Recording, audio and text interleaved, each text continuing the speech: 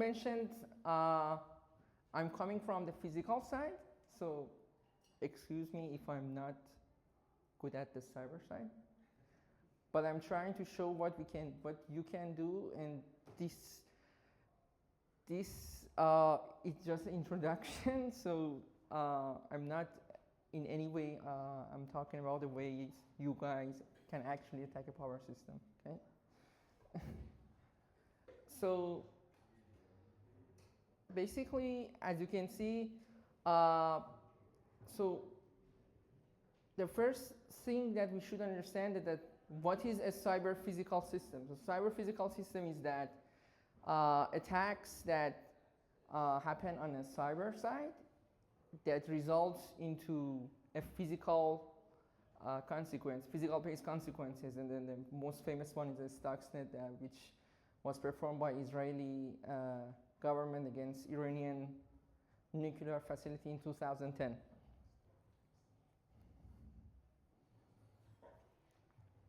So I've been working on this lab, and this is just a small part of it.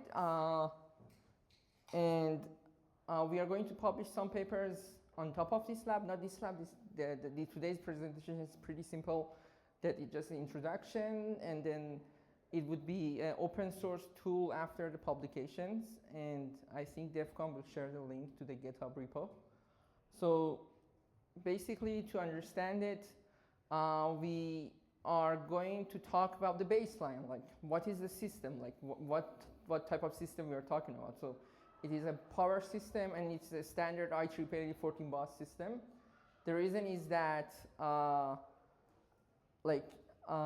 IEEE have a lot of models that have been normalized and have been distributed for publications in power systems. The reason is that nobody shares the power system information because of the national security reasons.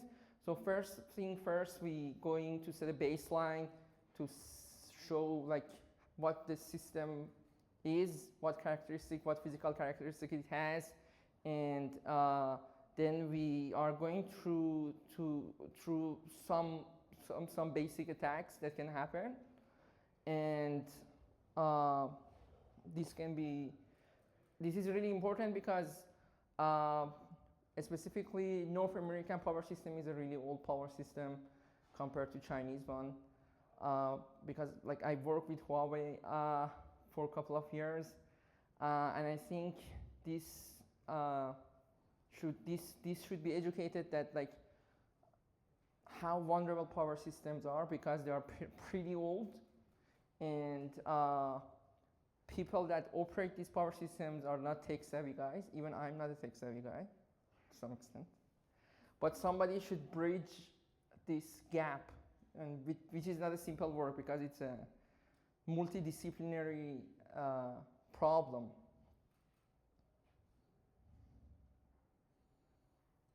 So the lab consists of 3 layers. So what we are trying to do is to simply emulate these 3 layers. And the first layer is the physical layer, and the basis of the physical layer simulation is based on an open source Python library that has been deployed and developed by researchers in power systems, that basically tries to calculate and solve the energy flow of the power system at each time. And then the second layer is the control panel, and where some of them are like basically in the industry can be PLCs, and recently more more advanced control system, but like many of the traditional system just works on the PLC. And the third layer is the attack and the observation. And for observation, we use Suricata for intrusion detection system and Zeek as a monitor. I'm not going to go through like Suricata rules and then observations today that much, because of the lack of time. But basically, there's a lot of work that is being done on the third layer. But in this presentation, we try to set a path by focusing on the layer 1 and layer 2 and some basic attacks that can happen in these systems. So there are some key terms that we should go through. I think this is something that you guys can, because I'm sure that the DEFCON will share these slides with you guys, so this is for that purpose mostly. So the first thing that we should go through really fast is a baseline operation. So basically, what power system operator sees is twofold situation. The first one is the power flow, which is like the energy flow between loads and demand, and which is like being calculated by some numerical methods for calculating nonlinear equations. One of the most famous one is Newton-Raphson, and it's not important for this talk. It's just because as I said, it's a highly multidisciplinary problem, and this is just for a keyword that you can see. This is on the power system side. This is used to calculate the active and reactive power based on the demand and response. And the second part that the operator, like power system operator, sees, mostly it's a control panel system. It's not simple. There are a lot of control systems, and they are trying, I think, to keep upgrading them. But for this presentation and this simulation that will be shared, that the GitHub repo would be shared, we simply emulate them with some of the open source libraries. So this is the voltage profile of the system in normal situations. So this is one of the crucial things that a power system operator sees. And this is a simple 14-bus system, as I mentioned. And then they are in per unit, so it means that like they are normalized based on a base voltage. So that's why they are all around 1.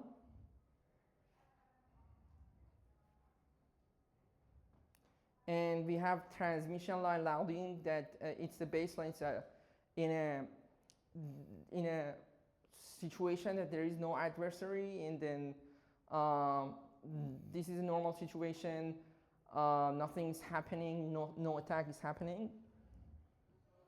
And also, this is the control room. So basically, power system control room focus on 2 parameters, basically. Most of the time is the voltage, amplitude, and angle. It's basically a system that models the power with vectors, and the vectors are basically have an amplitude and degrees. And on the other side, we have the physical characteristics of the system. So the first one, MQTT, is a protocol that used mostly in IoT, recent IoT and edge devices. The Modbus is more like a legacy control. And then the DER output stands for distributed energy resources. For example, photovoltaics and then like wind powers and so on. And we have no alarms and violations and no overloads. And this is the network telemetry side on the baseline with no attacks. And this is the normal dynamics of a system when nothing is happening. Here we are focusing on bus 5 because in the simulation that I ran, some of the attacks are happening on bus 5 basically, and we want to see what actually happened, what physical what physical effect happens based on all of these attacks. So we start with the MQTT topic, which is basically, to simply put it, this is the first point that can that attacker can attack a power system. So basically, in a really tangible way that we can put it is that we, like the attacker, and we will see it in the next slides, the attacker attacks the edge devices that are used, like IoT-based devices that are used for controlling generation from the distributed side, for example, photovoltaic systems, and it commands the control MQTT via MQTT protocol to shut down the generation at its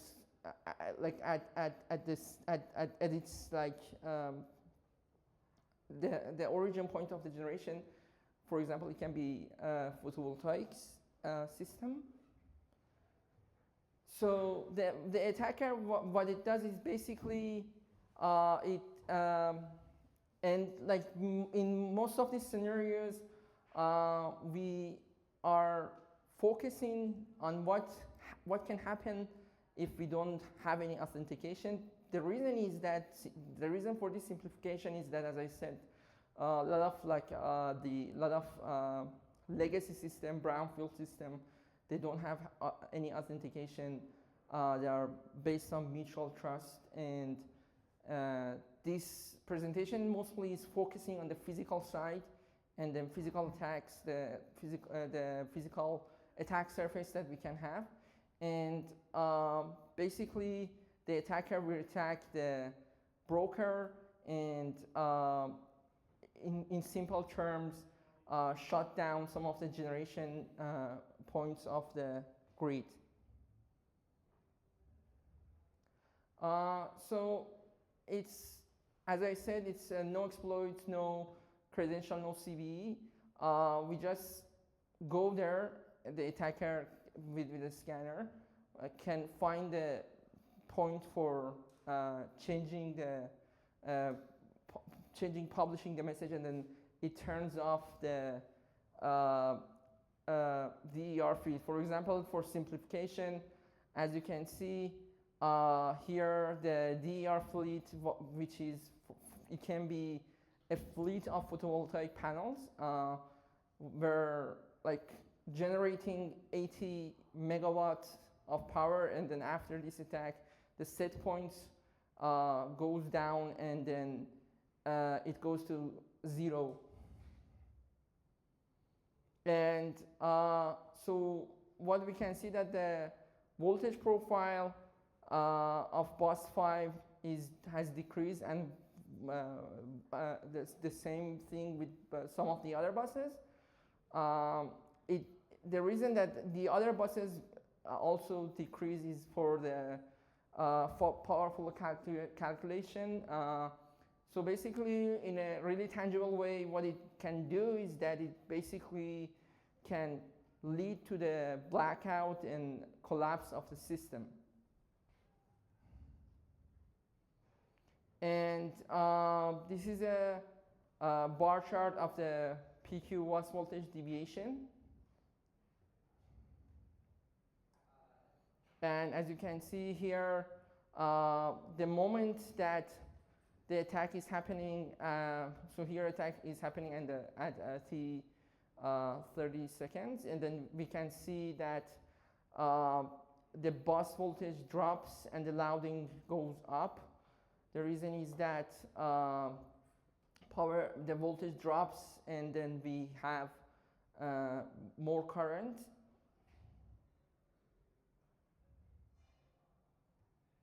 And so the operator view, the operator doesn't see anything on their side, because the only thing that they see is that the generation power is dropped down and there's a voltage shift. But on the operator side, there is no understanding of why this is happening, because the operator do not have access to the distributed distributed energy resource. And here it's where a detection can happen. It can happen on the network side with like Suricata, which is basically an open source intrusion detection system, and they are not using Suricata for many of the power systems, but the reason I've used it here because of it being open source. Both Zeek and Suricata are open source. That's why they are used in this open source lab. And so the other thing that we can see that the system losses goes up and line loading also goes up, that will cause the overload of the lines. So basically, when the broker is unauthenticated and then DR control is open, which is happening in a lot of legacy systems, the attacker can just drop the voltage and collapse the network by just setting up the IoT devices on edge where the power is being generated. So this kind of attack can happen mostly in the systems that are highly based on the distributed energy resources. So this is the second attack that can happen, and then this is basically can happen in more legacy-based control systems such as like PLC. So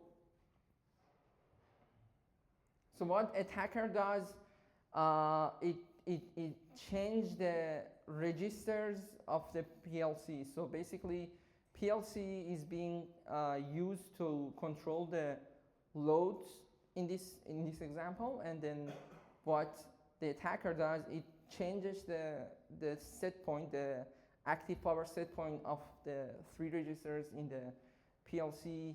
So what Modbus attack, TCP attack does is attacking the loading, the demand set points. So the first attack was focusing on the generation set points on the DERs, and the second attack is happening on the power system load control systems. And the reason is that this like lot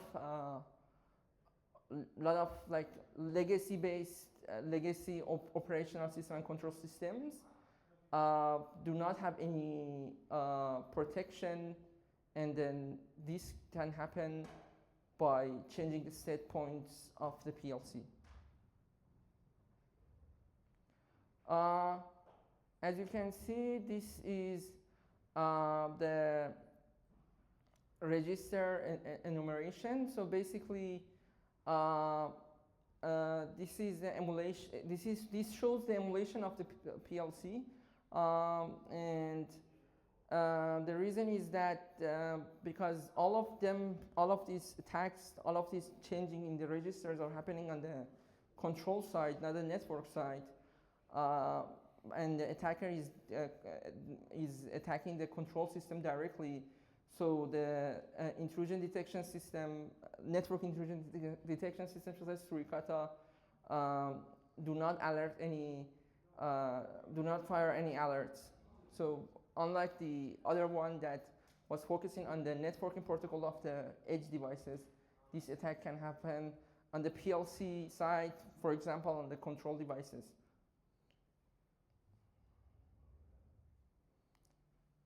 And here, as you can see, it happens by this, for example, this attack is like increasing the 3 loads, and then this is as I said in the beginning of the presentation, this is basically the 14 bus. This is a really simple system, but if it happens on like scale, because like IEEE systems go, like the real systems would have like thousands and thousands of loads and buses, and then attacker can just attack the legacy-based system that are controlling the loads and demand on PLC, which like a lot of like the North American systems have this sort of control systems. This can lead to the overload of the grid and will lead to the collapse of the grid. And this is the voltage profile, that comparison between the baseline and Modbus injection. So basically, the difference here is that the first attack was attacking the generation side. This attack is attacking the load and the demand side by increasing the demand.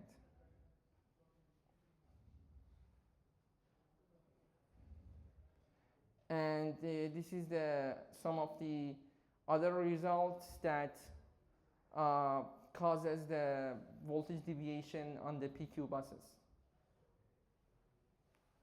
And this is the voltage drop at this time that like the load increases, and then this happens because of the increasing demand, and which will result in the collapse of the voltage.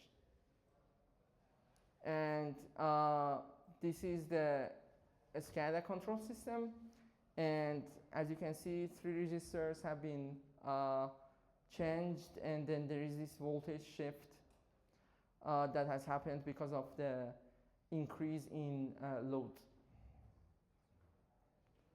And this is the detection view.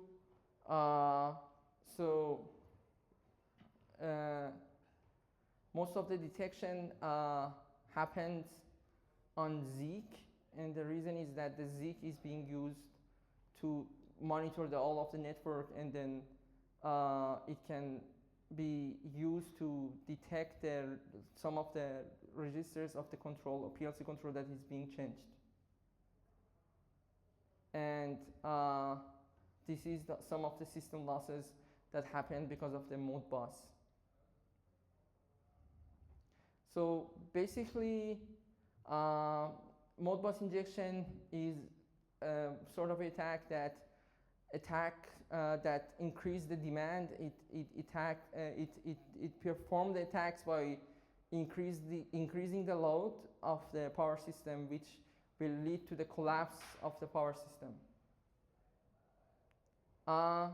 This is the third type of attack, which is closest to what happened on Stuxnet in 2010.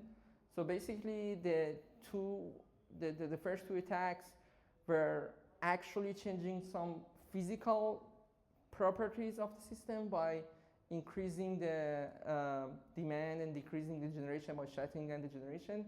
But in this system, we somehow blind the system. So each time that the power system is being calculated, the energy being calculated, we attack the system at its sensors, and the system calculation operator cannot compute what is happening because it doesn't get any real information, and this leads to the failure of the control system and failure of the whole system. So this is something that was used somehow in Stux, not exactly, but this is really close. That they actually injected some data injection via USB. Somehow they penetrated the nuclear facilities back in Iran, and then they changed some of the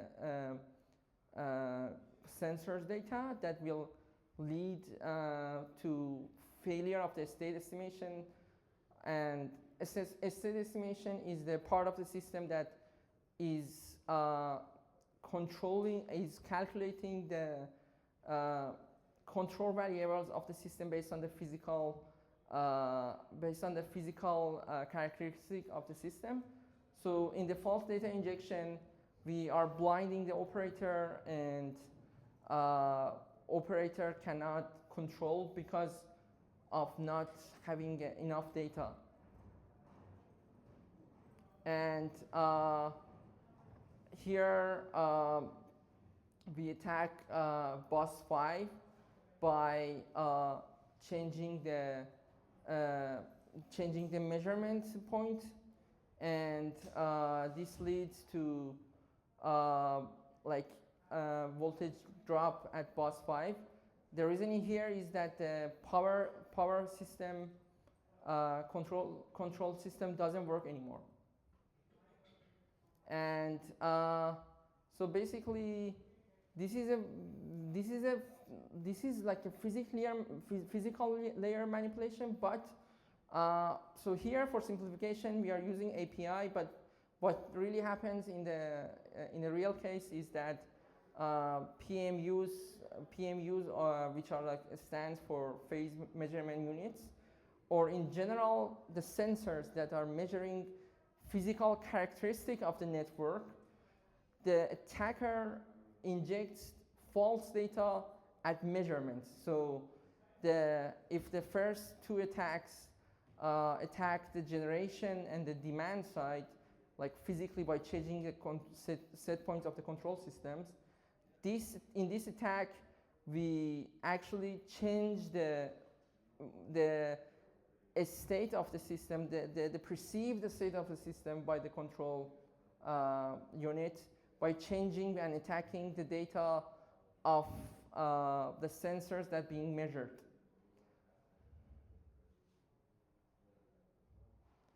So here we can see that there is a high voltage drop on bus 5. The reason is that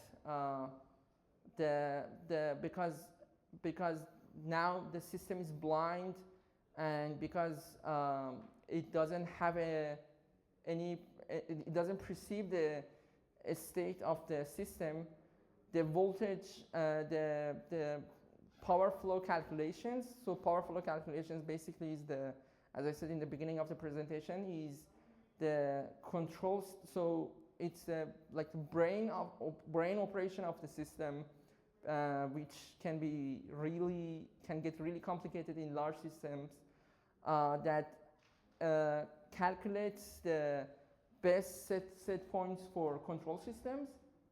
So basically, now it cannot calculate the power flow because of the wrong data, which leads to the failure of the grid. And these are the voltage deviations. And this is so as I said, like, because control room is where the set points or the reference points of the controllers is being set. So mostly in power systems, we are controlling two variables, two states for most of the time. It's either voltage and current. And then the set points of the controller is constantly being calculated by calculating the power flow in the whole system.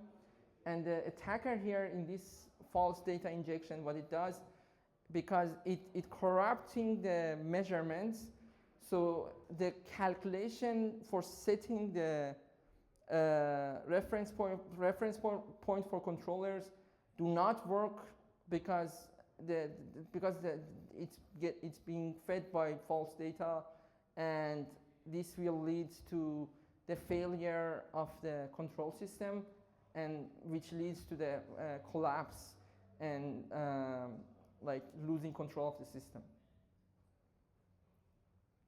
So here it's where we see the false data injection is happening. So this attack also is being performed in an isolated way. And these are some IDS and network detection logs that we see in this open source based lab. And we have these system impacts that will lead to the failure of the system. So basically what is happening, like as I said during the presentation, the state estimator and the brain of the operation is being blinded by injecting false data, and the control system fails. Then because the control system fails, the actual physical properties of the system fails because there is no control on the system because of the lack of the good feedback, and because system basically is blind and has no clue what's happening by getting just false data on the sensor sites.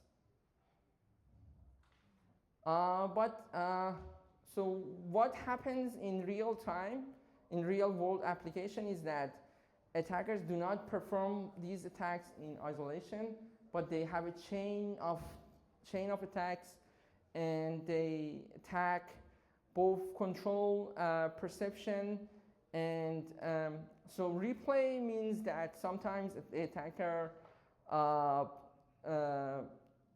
starts cut the actual measurements of the data and keep replaying some of the previous measurements, so the operator doesn't understand that something abnormal is happening because of the replay of the normal situation of the system. Operator cannot see that something abnormal is happening on the control system and on the measurements, and basically the operator cannot see that the power grid is not generating enough power. So basically it's a chain of all of the attacks that was described during this presentation. Is a multi-attack vector. So basically, first the attacker attacks the generation by attacking the MQTT protocol on the distributed energy resource generation. In the second step, the attacker attacks at the control system by changing the registers and corrupting the registers by changing the set points that controls the demand. And then in the third step, it injects the false data that causes the operator not seeing the generation and demand being unbalanced. This will lead to the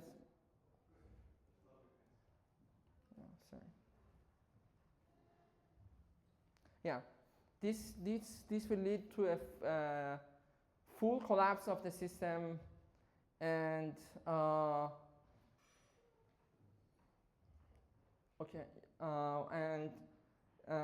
this is actually can happen. What can, like, if I was an attacker, I would do something like this, and would attack the system on all of the fronts at the same time, at the IoT level of the distributed energy resources. At the same time, by changing the reference set points of the control systems, and also messing up with the sensors. So basically, there is no control on the system, and the whole system would collapse.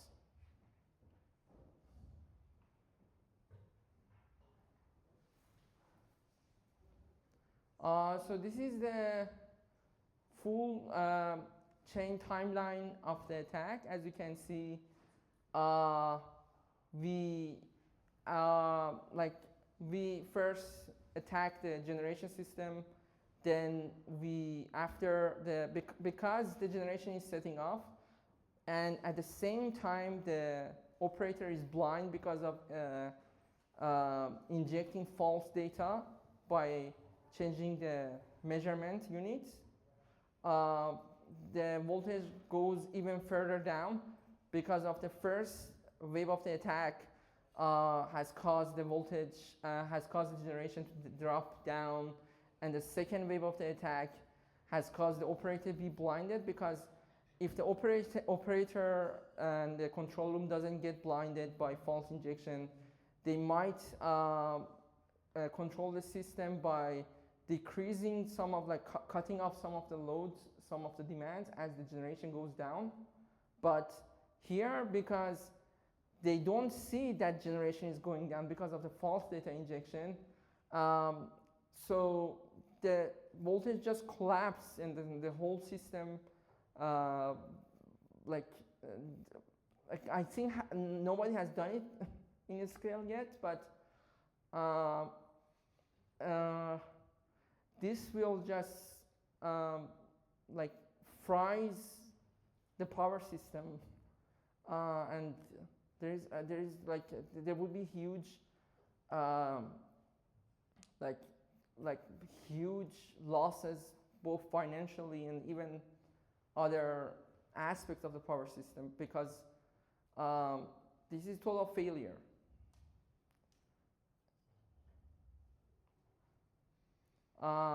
Here is the voltage collapse of the system in the multi-chain attack, and this is where, so as you can see, so because operator sees the false data that being injected at the measurement side, and so as you can see, it has attacked the system on several sides. So first thing first, that there is no DER output in real time, but the operator doesn't see it. So this is happened because of the attack on the IoT attack surface of the distributed energy resources. At the same time, by Modbus attack, we have increased the load, and with the FDIA attack, which is like false data injection, the operator even doesn't see that, like, the load has been increased and then generation had decreased. So it's like a total failure. And just in 2 minutes, the whole system collapsed and there is no return.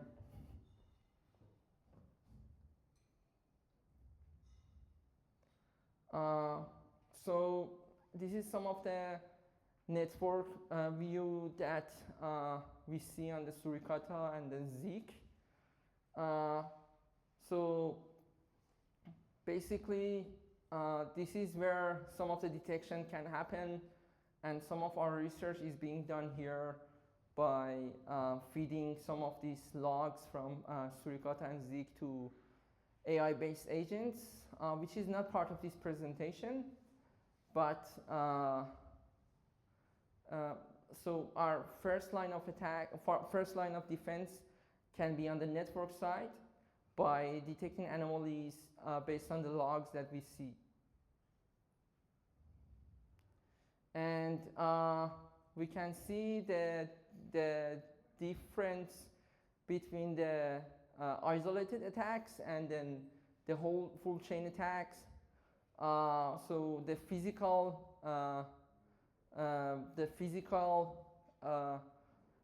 consequences of the full chain attack is much higher, and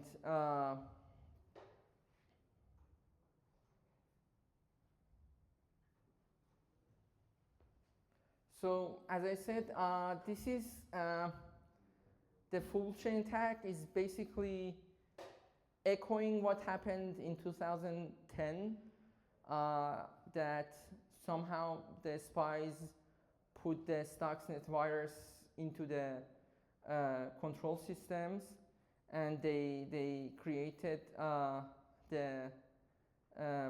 they created a change in frequency oscillation by blinding the control system, and operator didn't see what was coming, and then the whole system collapsed, which took Iranian nuclear program years back.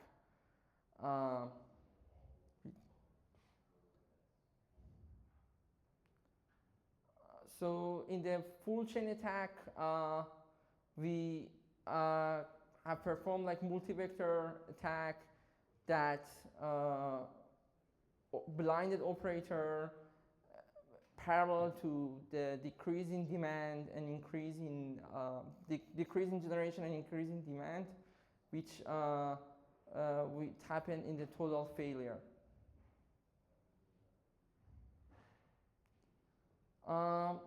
So the conclusion for this is that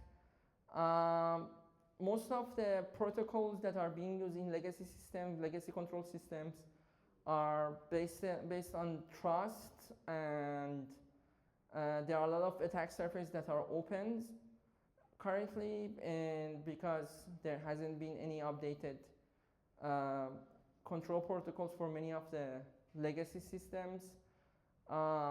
And then multi-vector chains are the new reality of the attacks. And in this demonstration, the attacks were pretty simple. They can be much more comprehensive. And once the GitHub repo of this lab is published, you can use it to actually demonstrate and test some of the attacks that might happen, because simulating something like this is not a trivial task, because it has so many layers that like one of the research that we are doing is creating a digital twin of the whole system by modeling both power system and the control system at the same time.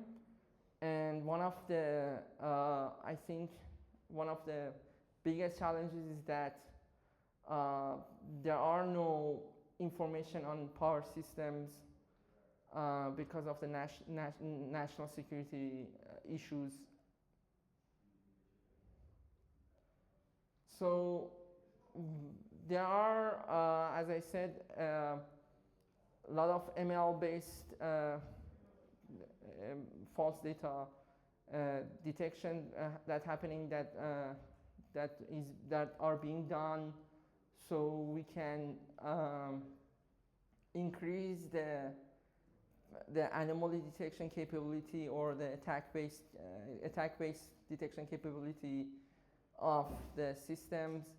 Also, there should be a correlation between the network activity and then physical measurements. So, and one of the other things that is happening is that the power system is getting more and more complicated each day, because we are moving from central power systems that, like in 80s and 90s, the power systems basically had just three characteristics. One of them was generation, transmission, and distribution. So it was pretty simple. And then, but what's happening now is that we want to like attach a lot of photovoltaic systems, and then wind farms, and then EVs. All of these new distributed energy resources, DERs, will, because they are being used by power electronic converters and then electronic controllers, they are increasing the attack surface on the power systems by day. So there should be a lot of research happening here. And I think North American power systems requires, needs a lot of enhancement in their security. And then one issue is that there is a huge gap between the computer science community and electrical engineering community, and it's not a trivial task to fill this gap. I'm trying to start filling this gap, but I'm just at the beginning, and I think one way is that one reason that I'm trying to publish this lab is that everybody can test different scenarios and then see what sort of attacks can happen, because like unlike the cyber attacks that have a lot of it has like a lot of active community, so there are a lot of ways to innovate when the system is just cyber, but cyber physical attacks are being done by just state actors in the past, but in the future, because of the increase of the penetration of the distributed energy systems and IoT devices in energy infrastructure, the cyber attacks would increase, and we need a lot of innovations on defending the energy infrastructure of the future. Okay, thank you.